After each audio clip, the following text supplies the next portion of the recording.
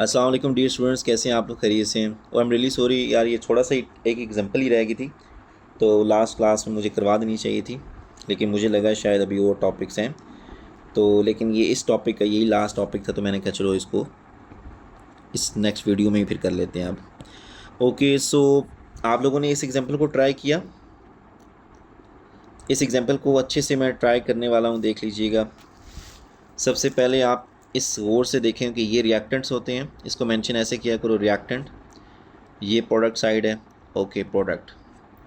Reactant वाली side पे energy absorb होती है, ओके। प्रोडक्ट वाली साइड पे एनर्जी बच्चों रिलीज्ड होती है, okay done. Okay, first of all you have to calculate energy absorb by the reactant. So first of all देखें, इस इक्वेशन को मैंने बोला था ना, आप पहले ओपन करके अच्छे से लिख भी सकते हैं। ये देखें, एच बी आर का मतलब होता है 2 time H single bond B R, right. फिर H2 का मतलब होता है H single bond H plus B R single bond B. देखो ये तो मैं लिख के दे रहा हूँ आप लोगों को, आपको अंडरस्टैंड होना चाहिए क्या चीज़ें हैं, ओके। अब रिएक्टेंट वाली साइड पे 2 HBr है, मतलब 2 टाइम्स HBr। HBr की एनर्जी क्या है? 366। इसको सॉल्व करें, एनर्जी एब्जॉर्ब कितनी निकलेगी, इसको जल्दी से देखें।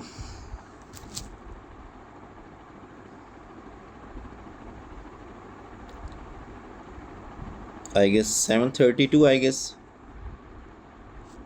बस देख लीजिएगा, इट्स अराउंड इतनी होनी चाहिए, क्योंकि 3 2 ज़ा 600 एक हो गया, और 120,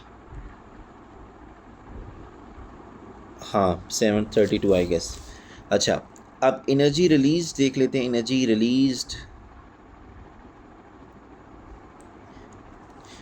रिलीज्ड क्या है?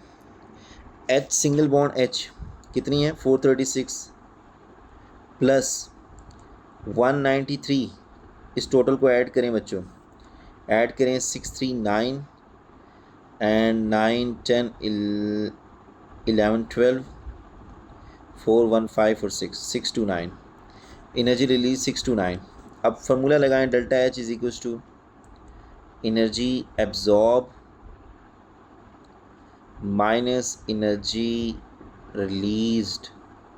अच्छा बच्चों, याद रखना, टॉपिकल क्वेश्चंस जो होंगे ना, वो हम लोग इंशाल्लाह इस पूरी IGCSE केमिस्ट्री की करेंगे, ठीक है, एक ही वन गो में करेंगे इंशाल्लाह, वो डोंट वरी। तो अभी थोड़ा सा जो सिलेबस के साथ कुछ एग्जांपल्स आती हैं तो मैं करवा रहा हूँ, ठीक है, जो एग्जांपल सामने आती हैं वो करवा देता हूँ मैं।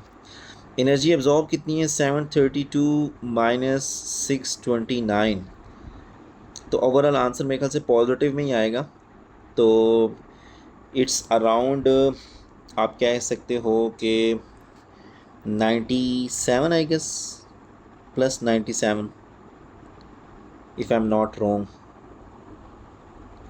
आई गेस। आप लोग चेक कर लीजिएगा। So delta H is equal to plus 97। So look over, this is the energy and whether it's endo और exothermic, this is endothermic reaction. ये पॉइंट क्लियर है बच्चों, this is endothermic reaction. So main फार्मूले को mind में रखना है बच्चों। सो डेल्टा एच की वैल्यू को हम लोग कैलकुलेट कर रहे हैं by using the bond energies, ठीक है। डेल्टा एच की वैल्यू को हम कैलकुलेट कर रहे हैं by using the bond energies, okay. यहाँ तक चीज़ें क्लियर हैं? Okay done. सो इंशाल्लाह फिर नेक्स्ट क्लास में बच्चों हम लोग न्यू चैप्टर स्टार्ट करेंगे। आप लोगों का ये जो चैप्टर है केमिकल एनर्जेटिक्स, ये कंप्लीट हो चुका है। ये बड़ा शॉर्ट सा चैप्टर था, इसमें बस कुछ कॉन्सेप्ट्स हैं, आपको वेदर एंडो एक्सोथर्मिक रिएक्शन के बारे में पता होना चाहिए, सिस्टम और सराउंडिंग के बारे में थोड़ा आइडिया हो, हीट एनर्जी कहाँ एब्जॉर्ब, कहाँ रिलीज़, कहाँ ज़्यादा टेम्परेचर, कहाँ कम टेम्परेचर। उसके बाद आपको रिएक्शन पाथवे डायग्राम्स उसको बनानी आनी चाहिए, एक्टिवेशन एनर्जी के बारे में पता हो, डेल्टा एच के बारे में पता हो, और आपको ये इन टर्म ऑफ एनर्जी आपको बताना चाहिए कि जो सक्सेसफुल कोलिजन होती हैं, मतलब रिएक्शन जब होता है तो वो उसके पीछे ओरिजिन क्या होता है बेसिकली, ठीक है। एटम एक दूसरे के करीब आएंगे, क्लोज आएंगे, एक दूसरे के साथ कोलाइड करेंगे। कोलिजन ऐसी भी नहीं होनी चाहिए, सक्सेसफुल कोलिजन होनी चाहिए। और एक्टिवेशन एनर्जी की डेफिनेशंस आपको पता होनी चाहिए इसके अंदर, कि मिनिमम अमाउंट ऑफ एनर्जी वो रिक्वायर्ड होती है to make a successful collision.